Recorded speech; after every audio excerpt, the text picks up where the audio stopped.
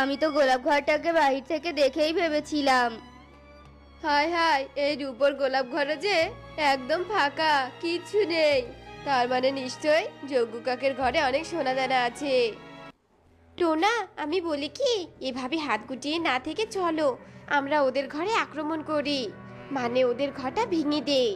আমরা তো ওদের ঘরে প্রবেশ করে কোনো সোনা দানা নিতে পারবো না। তার চেয়ে ভালো ওদের ঘরটা ভেঙে সোনা দানা নিব, চলো।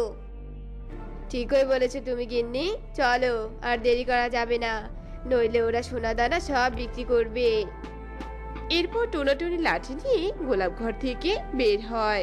অন্যদিকে গিন্নি, তাড়াতাড়ি লাঠি হাতে নিয়ে বাইরে চলো, আমাদের ঘরে কিচ্ছুই নেই।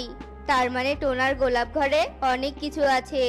চলো ওই গোলাপ ঘরটা ভেঙে দিয়ে সব সোনা রূপা হাতিয়ে নিতে হবে, নইলে টোনা আমার চেয়ে ধনী হয়ে যাবে।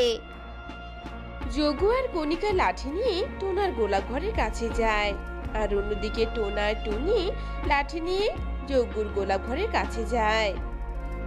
গিন্নি, তাড়াতাড়ি ঘরে আঘাত করতে থাকো। অন্যদিকে যজ্ঞ কি হলো গিন্নি, দাঁড়িয়ে আছো কেন? ওদের গোলাপ ঘরে আঘাত করো। দুই পরিবার দুজনের গোলাপ ঘরে আঘাত করতেই থাকে। আঘাত করার সাথে সাথেই গোলাপ ঘর দুটো অদৃশ্য হয়ে যায়, আর ওরা চোখাচোখি করতে থাকে। আরে